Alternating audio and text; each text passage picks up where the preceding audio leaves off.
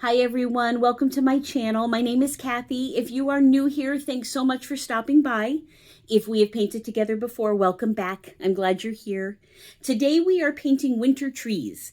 Just a technique video, so I'm going to show you how we paint the trees, how we build them, the brushes we use, and the strokes that we use to do those. So let's do a quick overview of the supplies we'll need for today, and then we will get started.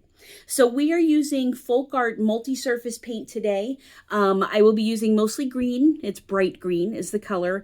I also have some white, and I do have some glitter, which is made by DecoArt. It's called Craft Twinkles. We'll talk more about the glitter a little bit later in the video as we get to the end.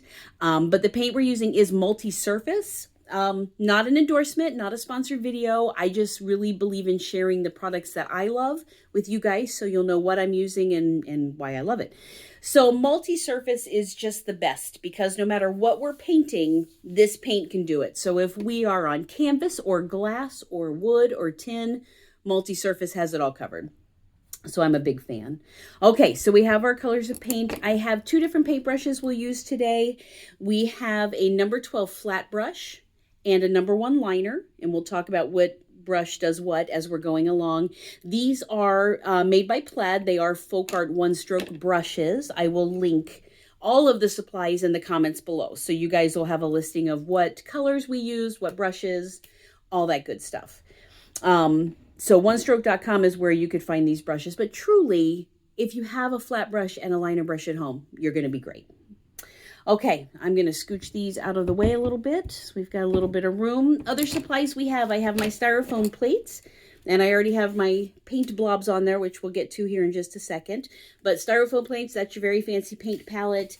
I have a brush basin over here off camera a little bit that just has the water to rinse my brushes off. And then my favorite part, of course, is this right here. This is wax paper.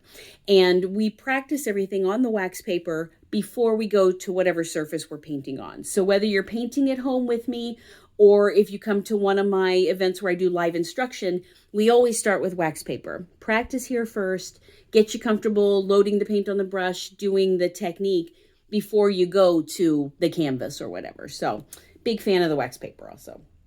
Okay, and the one thing I appreciate most about this list of supplies I just showed you is they're cost effective.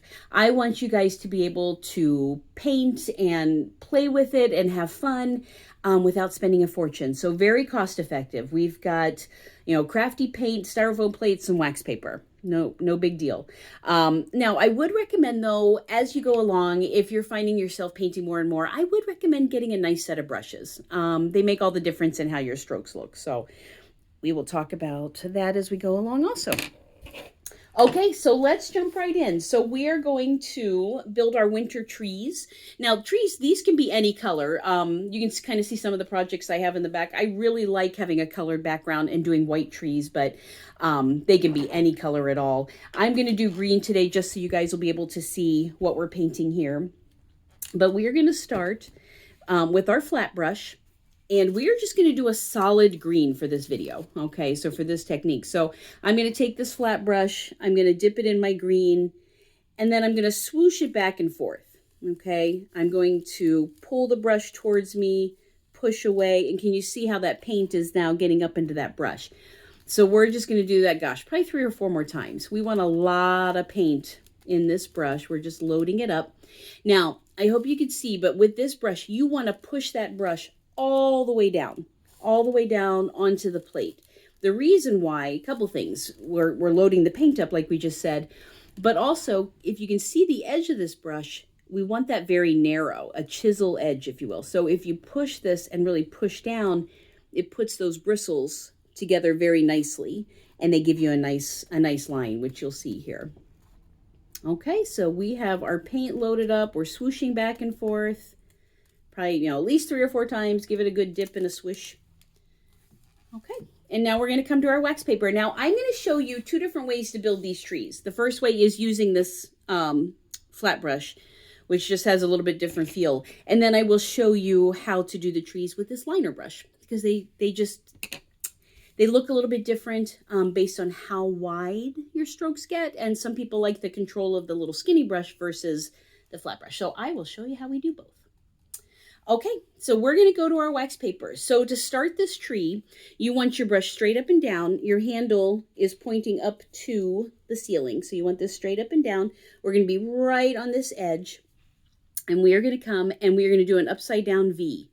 So I'm going to start here and I'm just going to glide on the edge pulling towards me. And you're going to give it just a little bit of a curve. And then I'm going to start at the same spot and pull it down this way. So just the top of an upside down V. This will be the top of your tree. So when we build these winter trees, we start from the top and work our way down. Okay, so that is the top of our tree. I am now going to come back, and this brush handle is pointing up to the ceiling again, and I'm just going to sort of tap a line coming down. This will be the center of our tree. So now we figured out where the top of our tree will be and how tall it's going to be. All right, you can see I'm going to come back and pick up paint whenever I feel like my brush needs some, or when I need to put that chiseled edge back to being narrow. Okay, you just swoosh that. Okay, so we are going to work our way down the tree. We're going to go down the left side first and then down the right-hand side. And all we're going to do is start in the middle and we're going to work our way out. Now, don't just come down with straight lines. We want to give it a little bit of a curve, okay? Because we want our tree to kind of have branches that sort of curve out versus just coming straight down. So I'm going to start here and we're just, again, right on that edge. Don't push hard. You're just going to slide right along the edge. And we're going to work our way down. I am leaving spaces between the branches for now, and I'll show you why here in a little bit.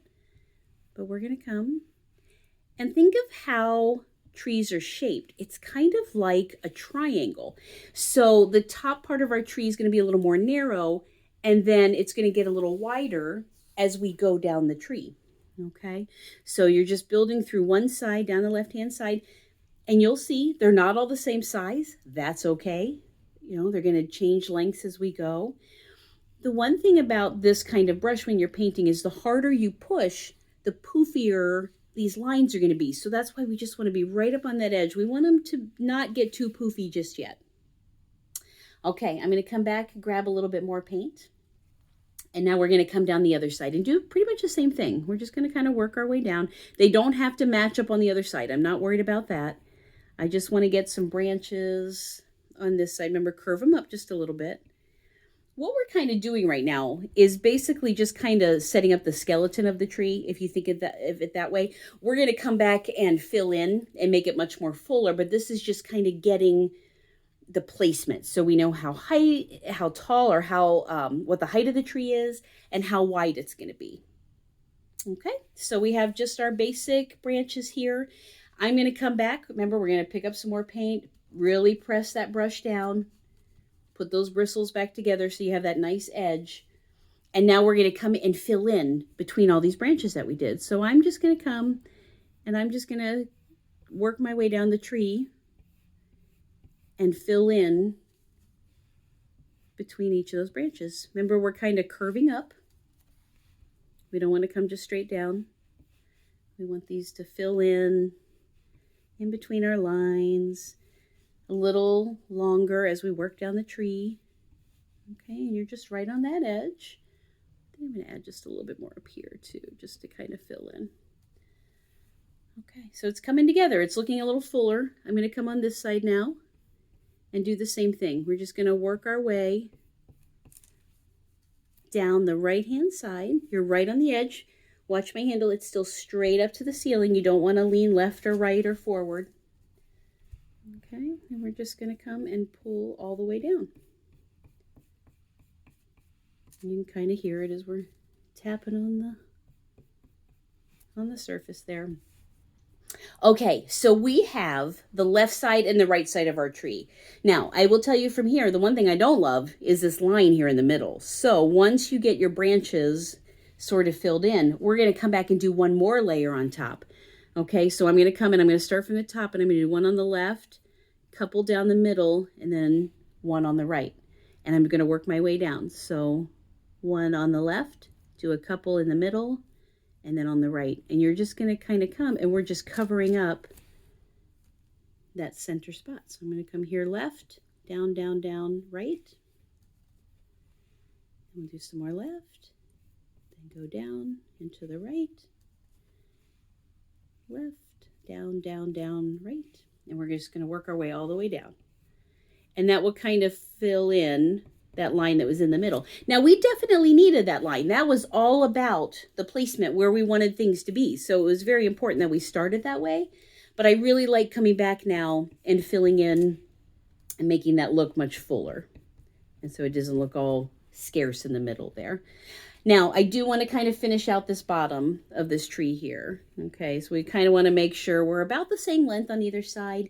And I am going to come back and just add some here that comes straight down. And see how that finishes out the bottom of your tree there.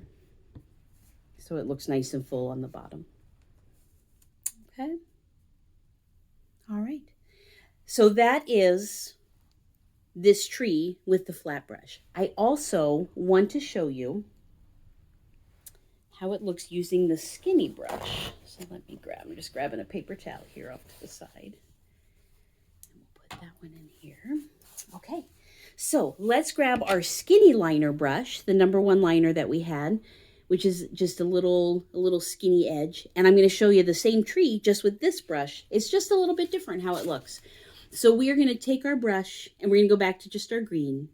Now this brush, we don't swoosh back and forth like we did on that first one. So what we're going to do is we're going to dip in the paint, but then we're going to roll the brush in our fingers. Can you see like the pointer and my thumb just kind of rolling it? What that'll do is it works paint up into that brush, but it keeps that point kind of narrow at the end there. I'm just going to pick up a little bit of water there to thin that out. My brush was a little thick. Okay, so can you see that? Just roll it, not swooshing back and forth. Okay. Okay, so let's go. I'm going to build a tree just right next to the one we did so you can kind of see the difference. So if you remember, we start by building the top of the tree first. Now with this brush, you're going to hold it a little more like a pen or a pencil. If you hold it down a little closer to that silver ferrule, because we're going to work right on the tip of this brush. Now, the one thing I will tell you, the difference in using this little skinny brush is that it is smaller. So it doesn't hold quite as much paint as our flat brush did. So you will have to come over and dip in your paint more often, but that's okay because the benefit is you get a nice line with this brush. So it works great.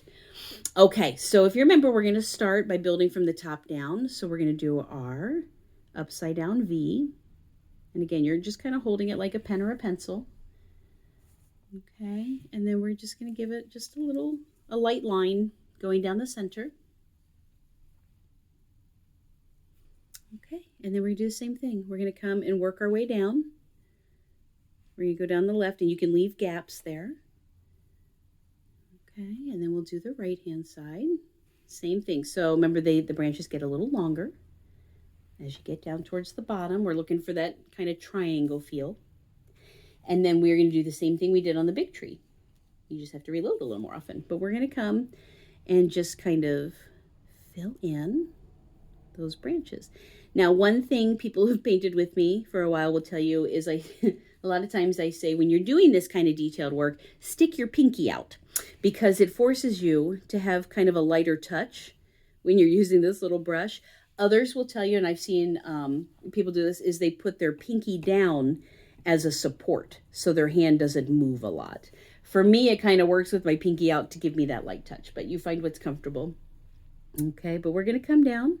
And again, you just want to be right on the edge. If you push on your brush a little harder, your lines are going to get a little wider. So you just want to stay right up on that edge. Okay, so there's one side. Now we're going to come down the other side, same with we did before. And we're just filling in.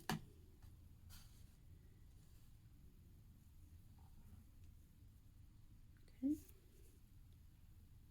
And we'll just keep adding, keep filling in. Remember, curve up a little bit. We don't want them to be just straight lines coming down. I'm going to curve. And we'll fill in that side. Okay. So same thing that we had then last time, that middle, where we have that line that's showing a little bit. So we want to cover that up. So again, we're just going to come back, pick up some more paint, roll it in your fingers, and we're going to do the same thing we did before. Okay, we're going to do left, center, center, right, left, center, center, right. And that's going to blend in that center line. Okay, and you're just going to work your way all the way down the tree. Left, center, center line, and just continue down.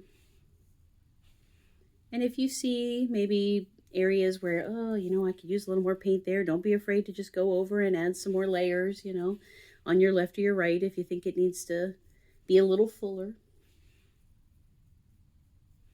And again, just right on the edge of this brush. We don't want to push down too hard. And then as we get to the bottom, we're going to do the same thing we did on the other tree. I'm going to pull some straight down here just to kind of fill in the bottom of that tree. And so it looks like it has a base there. Okay. So same technique, same shape. We started with our upside down V. We did the line down the middle and then have our petals all coming out. But you can see that the liner brush just gives you a little wispier feel. These branches are a little thicker, which is okay. So just two different brushes, same technique. And I will point out, if you guys can see on the camera, there's some spots that get like a little bit goopier. It's just the way the brush kind of puts an edge on stuff, but that's okay. Because the beauty of that is it looks like texture in your tree. So don't feel like when you're painting that these things have to be perfect. That's not what this is about. We want to see, you know, some different size strokes. We want to see some texture. It all makes it look wonderful by the time you're done. Okay, the other thing I do want to show you, now this is just kind of a solid green tree. I do have, I'm just going to rinse this brush out here. I do have a little bit of white on my plate over here. So I'm going to show you how we can just add some highlights in if you want to blend in another color. So I'm still going to use this little skinny brush, and I'm going to come to my white. Remember, we roll it and just kind of pick up some paint there. So you have that. Okay. And what I'm going to do is I'm going to come back, and I think I'll do it on this little skinny tree because I want to show you glitter on the big tree. But on this little skinny tree, I'm just going to come and just swoosh a little bit of white. Remember, we're following down the side, still following that curve, and I'm just going to add a little bit of white highlight in there. Almost like maybe like a little bit of snow, if you think of it that way. Just kind of brightens it up a little bit. Okay, and I'll do some kind of in the middle. Okay, so that just adds a little bit of highlight to it. Now, if for some reason you get too much white and you're like, oh, I liked it better with the green, you can just simply come back, same liner brush, pick up some green, and now swoosh over it. And that'll just kind of soften it a little bit. So you can just sort of find a balance between the green and the white. I like a little bit of the white showing though. I think it just kind of, like we said, brightens it up a little bit and just adds some fun. Okay, the last thing I do want to show you as we're finishing up these winter trees is glitter. Now, the glitter I use is paintable glitter. Most of the places where I teach live and in person would not appreciate me bringing in the little sprinkle glitter. I guess that's always an option if that's something that you love. But we're going to use the craft Twinkle. There's all kinds of colors this comes in. This one is just the crystal. So it goes on, it'll look a little bit wet when we put it on, but it just dries with like an iridescent kind of sparkle, which I love. So glitter's not for everybody. There's some people that don't enjoy glitter, and that's okay. There's no glitter peer pressure here. But what we do with our glitter, with this paintable one, is I squeeze it out. I hope you can see it. There is just a little sparkly puddle here. We squeeze it out like paint, okay? And I'm going to come and use our little skinny liner brush. And what we're going to do is you're just going to kind of dip your brush in and scoop up the glitter. So almost like it's like a little tiny spoon. You're going to scoop it up. And then what we're going to do is come back to our tree and we're just going to pat on some of the glitter. Now, for the sake of this video, I am showing you the glitter while this tree is still wet. If you are painting at home, I would highly recommend that you wait until your project is dry before you add your glitter. And the reason is we don't want to smear anything that we worked really hard to paint. That would be sad. So if you're at home and you have time, you wait till your project's dry and then come back and pat the glitter on. Okay, and I'm just going to kind of follow some of the branches here. I'll lift this up once I get it on so you can see, hopefully, the sparkle. But glitter's fun. It just adds a little sparkle, especially when you're doing something wintry, you know, where you have like glistening snow, something along those lines. It just adds a little sparkle. Okay. All right, and again, that was just our little brush that we did. All right, so that is it for our video today. Let me see if I can lift this up just a little bit so you can see. You can see the white highlights, and you can see the sparkle, a little bit of the glitter there. So kind of fun. Okay, well, thank you so much for being here. I really appreciate it. If you guys enjoyed this video, if you would consider subscribing, hit that subscribe button at the bottom. I would greatly appreciate it. That just lets me know you're here and you're watching, and maybe you'd like to see some more videos. So I would greatly, greatly appreciate it. There is also a notification button. You can hit that button and YouTube will let you know when I upload my next video. So that's just kind of a way to keep in touch when new things are posted. There are comments below. Like I said, I will list the supplies down there for you guys, the colors, the brand, the brushes, all that good stuff. And if there's any comments or suggestions that you'd like to leave in the comment section, I would be thrilled. So thank you guys so much. I hope you all have a great day. Please play with paint, try something new, enjoy, just have fun with it. And I hope to see you again soon for the next video. Thanks so much. Bye-bye.